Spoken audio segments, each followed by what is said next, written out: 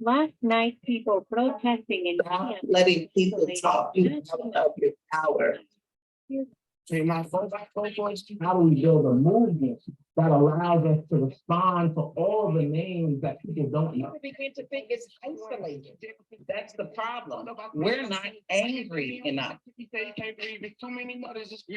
This is Life After the Impact, a podcast for impacted families by impacted families that focuses on what happens after the media, the lawyers, and the activists are gone. When the campers are gone, people leave. We have to beat up for each other. Impacted families are left to face the loss of a loved one to police-sponsored violence. We will focus on their continued fight for justice and how we can get involved. I tell families, like everybody can do something, that you don't have to sit home and feel helpless and hopeless. We gotta stop allowing people to come up out of our power. That's the main thing. We can't change overnight, but we gotta start somewhere. Might as well go ahead and start here.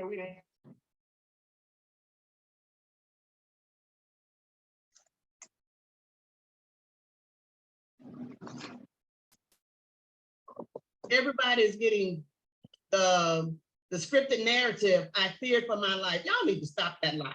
That is the biggest lie. You did not fear for your life. How do you think our loved ones felt seeing a gun barrel in their face, or center mass on their chest? You don't think they feared for their life and wonder, what did I do? What did I do? So you need to stop that false narrative of I fear for my life, because you had all the firepower around your waist, the guns, the handcuffs, the mace, everything. So how you going to fear for your life? And then you got a gun pointed at our children. That's right. That's So right. that's a lie. You need to stop that lie. Yeah. And Because tell the truth. tell the Tell the truth. truth. Tell the truth. Yeah. Tell the truth. And my thing, really, I'm gonna tell y'all what the number one thing that I would love to see happen is for them to abolish qualified immunity. Yes, Protecting these police officers. that's right. Stop That's right. protecting these police officers. That's right. If we can get that, abolish that qualified immunity, They'll stop what they're doing. families That's right. will be able Absolutely. to see that justice and get that accountability. That we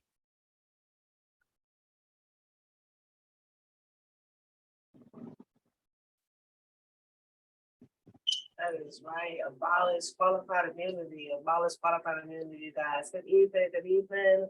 And once again, my name is Latoya Benson. I am the mother of Xavier Hill, and this is another evening of a life after the impact. Xavier was killed by 2 Virginia State Troopers on January 9, 2021.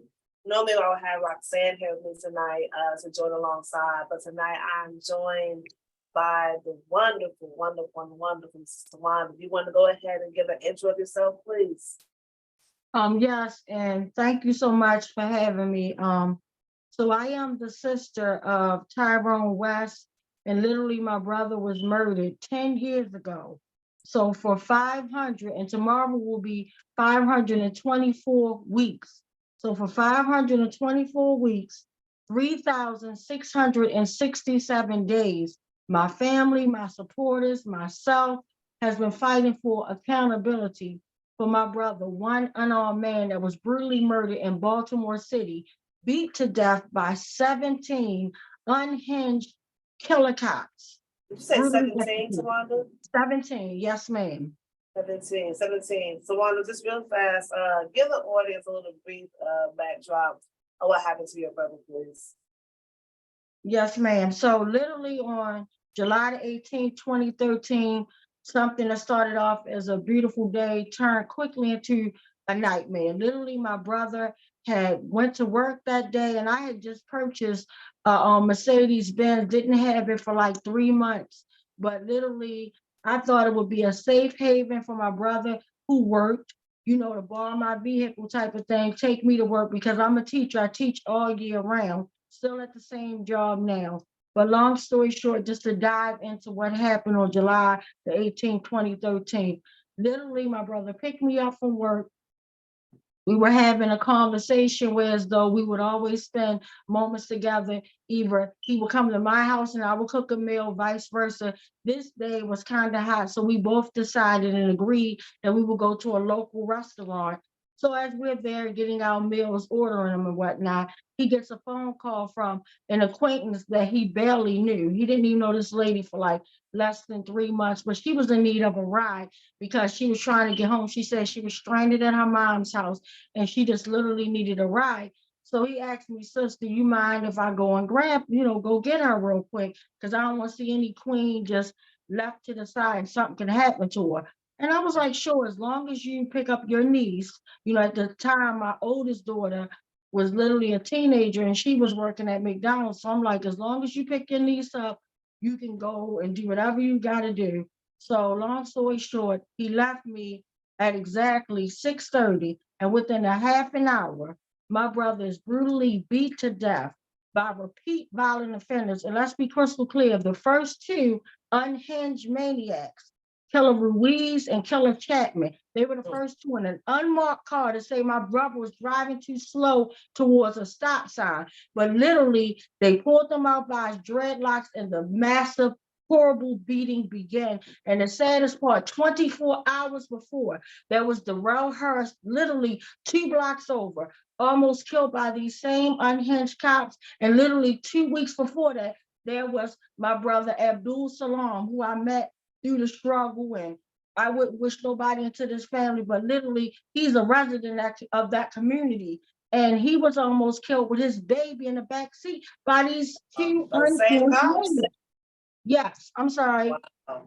I thought I said by the same police? By the same exact two killer cops, Ruiz and Chapman. But I guess they still had blood thirst on their hand. And so literally my brother being unsuspected, he's in a Mercedes-Benz, black, young guy, only 44 years old. They decide to pull him over, start beating him to death, literally. I mean, witnesses say my brother dying worse was Trayvon Martin help. Wow. And I must add, at the end of it, one of the two of the maniacs, of the 17, there were 15 city cops and there were 2 cops from Morgan State University, David Lewis and his other killer maniac partner. Because when you get a signal 13, anyone in the surrounding any officer in the surrounding neighborhoods can come to that call. And literally he crashed up the Morgan State University car, David Lewis, just to come, a 340-pound man to come set and put his knee in my brother's neck. We saw what happened to George Floyd, but to literally know my brother was like George Floyd before it even happened, with a maniac kneeling in my brother's neck after he done got beat with batons, open fists by big men and women. Like they really murdered my brother. So out of these 17 officers, did any of these officers get indicted out of 17? How? I'm just still stuck at 17 officers on one person. Did any of them all get indicted?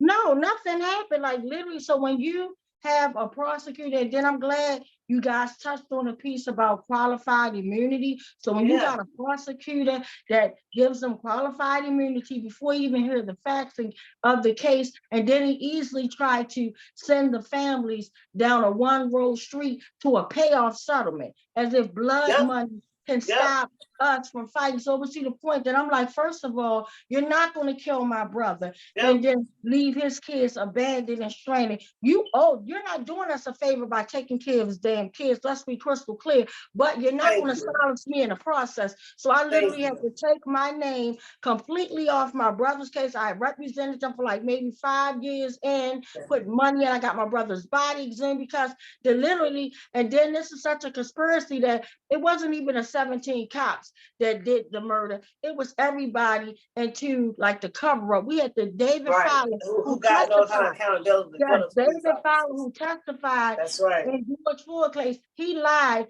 in my brother case and said my brother pretty much died of dehydration and a bad heart, which he always do. He's been doing this for decades. Anybody killed in police restraint or in custody death, he always literally lies to get the cops off. He's been doing this a history. He has a history of doing this. Yes, ma'am. Yes. He's still on the force. Oh, no, so literally, he's at the medical examiner's office, but he actually got the nerve to, they let him pretty much resign, but he's actually an expert witness, and that's how he came In into other play. cases? Yeah, in other cases, that's how he do Wow. it. And see, and I think that's what people gotta start paying attention at, right? A lot of times we as families, we'll kind of like, we'll focus on just like one case, you know what I mean? We gotta focus on all the cases because you can't fight the system where they're using the same expert witness in all these cases, right? And if you have that same exact person, so that same thing keeps happening over and over and over and over again. Yes, ma'am, absolutely. And that's the whole point. And that's literally why West Ramsey was born. Like literally, I said we've been fighting for 3,667 days. Literally, that first week when pretty much when my brother was murdered, had it not been for the grace of God, I didn't get that phone call no one wanted to get. I got pain in my body. I got like, it felt like somebody broke my neck. If I could describe the pain, it felt like I felt pain on the left side of my body. I fell on the floor, thought I needed medical treatment. And then shortly, 3 hours later, or 2 hours later, I'm sorry, a few hours later, I saw on the 10 o'clock news, my car in the middle of the street and my dear brother's body laying on a gurney. Well, witnesses saw this saying he didn't deserve that. So it's just, it's sad, it's disgusting. So Tawanda, let's move forward a little bit. So you mentioned on West Wednesdays. Have you been doing West Wednesdays since the Wednesday after it happened? Yes, that was good. Yes, ma'am. So literally, like I said, I didn't get that call. So the very next day, which was a Thursday, I'm sorry, he was killed on a Thursday, but the very next day, which was a Friday, we were chasing people down, trying to get answers, things of that nature. They was like giving us the dog and pony show. So immediately I'm like, you know what? Let's wait till the middle of the week, next Wednesday, and we'll go to these people that should be coming to us. And that's how West Wednesday was created. Now, Mel, if you don't mind, I'm not sure if you have the link or not. Can you put online where people can find West Wednesdays at? I've been on West Wednesdays myself. When Xavier was killed, Tawanda, me and her made connection to the point in time. Again, you guys are talking about all this time how the resources are out here. You have other family members who are turning their I would say, some people like to say, what is it, pain and the passion or progress? I like to say progress because it's not a passion that everybody wants to have to do this every single day. You know, you want to have to, but it is a progression we have to do. And this is what she's using. She has created West Wednesdays, which is on every Wednesday. So what time was it on Wednesday? What time you said? Yes, ma'am. Yeah, we start at approximately 7 o'clock. 7 o'clock. What time zone? Eastern Standard Time. That's Eastern Standard Time. Well, Eastern Standard Time on YouTube, right? Yes, YouTube, Facebook Live, because now, thank goodness, we're back out in the streets because of the pandemic. We had to start our own West Wednesday podcast, and they can follow that online, hashtag West Wednesday, and you'll be able to see it on YouTube, Twitter, Twitch, all that, yes. Awesome. Now tell me what is going on now recently with your case. I know you said you had some news recently. Keep in mind, y'all, I just want y'all to realize, like she said, Tawanda, how many days has it been again you guys been fighting? Yes, it's been 3,667 days today. What does that convert into like months and years? Yeah, so that is converted to 524 weeks tomorrow, and that's 10 years. 10 years. So a lot of times we as families, we get discouraged, right? Because when we say, that's a long time. That's a long fight. And a lot of times when you don't hear something tomorrow, and you might send a letter to the governor's office, and you think, he ain't call me next week. He might not call you next week. That don't mean you give up. You got to be persistent and consistent in the fight. She's been fighting for 10 years. 10 years. And I know she has some good news she can tell us today as far as Tyrone's case. Tawanda, you want to go in and tell us, please?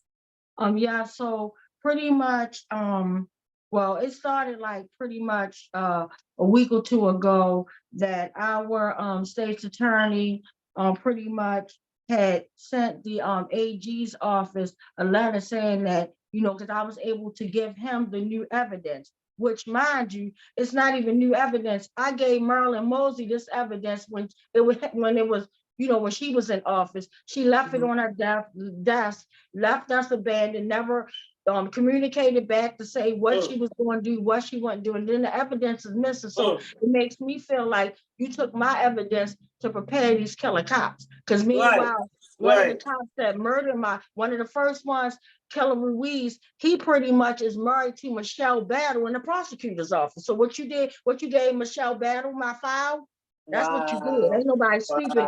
But corruption on top of corruption. Yeah, so the new news is, so last week, like 2 weeks ago, Ivan Bates pretty much said that he was gonna hand all the new information. There was a conflict of interest on his end to pretty much do the case, but he said he was referring it to the AG's office. And you know, I got excited. I'm like, yeah, but then now it's like today, the new news is the Washington Post just reported that you know, the AG's office is pretty much kind of conflicting. So they're kind of going to meet back and forth right now to see who's going to handle how it's going to be done. But just like I told them, I'm grateful that both of them are even talking about my brother. But meanwhile, my brother's still dead in the ground 10 years later with no accountability. That's right. That's so I don't have time for politicians to be playing football with my brother, case tossing over here. I need somebody to knock that thing all the way out the field. That's it. That's it. These competitions out here. Yes. That's it. So like I said, I'm not gonna take anything from this conversation tonight, you all. Again, like I said, it's about being consistent. Like she said, it's not about even she knows herself, you know, they could be out here, gonna keep going back and forth. It's not gonna stop her family or anybody else from still pushing forward to get accountability for Tyrone. One more time, Melissa, if you don't mind, please put on the screen who Tyrone West was. It's really important to put a name with the face so that we can know who we are fighting for. If y'all haven't taken nothing from tonight, please, please, please line. You don't get it with fight. You know, just because tell you no one time does not mean you go in the house. I mean, you can take a little blow. We get it. Take a blow, take a break, dust it off, but you get back up and you keep fighting. 10 years, and I've heard some families, they're going to say, I fought longer than that, and that's good. Stay in the fight. Stay in the fight. Stay in the fight. So, Tawanda, I thank you so much for talking with us tonight. Y'all, also tomorrow is Wednesday. She said as well, West Wednesday. What's the time from again, Tawanda? Yeah, so the time we will be in person, but we'll be live on my Facebook, on my brother's page, Justice for Tyrone West, on YouTube, Twitter, and Twitch, # West Wednesday. But we'll be live at 7 p.m. But we'll be on Greenmount and 33rd in Baltimore. And the reason why we picked that intersection, because that's a big, busy intersection where people come to and from. And we might come out tomorrow. You have Baltimore tomorrow? Oh, cool. Well, I might have to pull up on you tomorrow. Pull up tomorrow. Yeah, I might be a special guest tomorrow on West Wednesdays. Yeah. Yeah, right there in Baltimore. Not that far from me.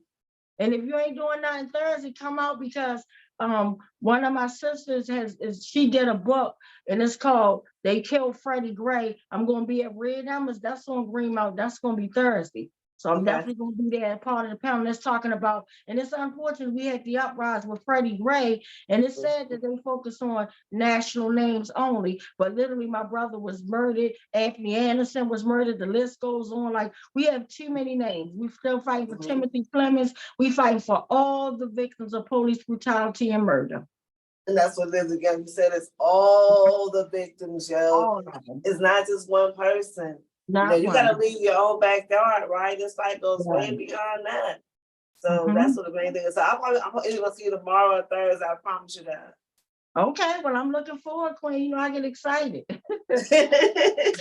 I got you. I'm gonna see you definitely also. Please log in tomorrow for West Wednesdays. You can find her on Facebook Live, also on YouTube as well. Just like the Impact, the episodes that she has had previously, they're on there as well.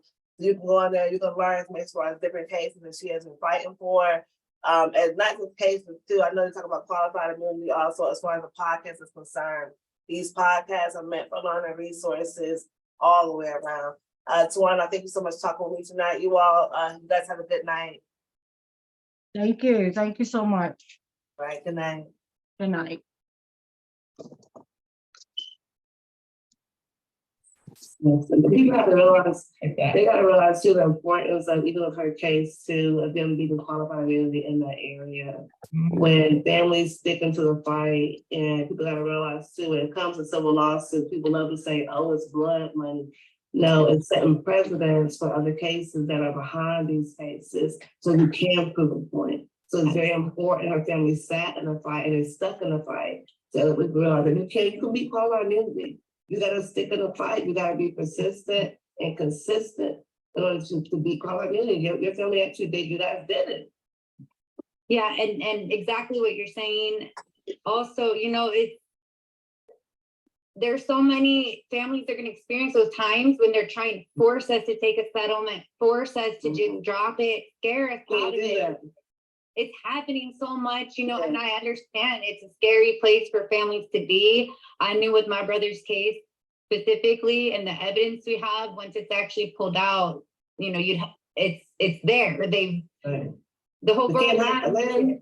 Yes, and you know, I feel bad for families if we don't have the evidence, if we don't have the videos, if there were no witnesses. I'm thankful that we eventually, you know, it took years to get what we got, but I am thankful that we know the truth, because it's what I always knew, but I didn't have the physical evidence, and now we do. So I tell families, you know, fight it.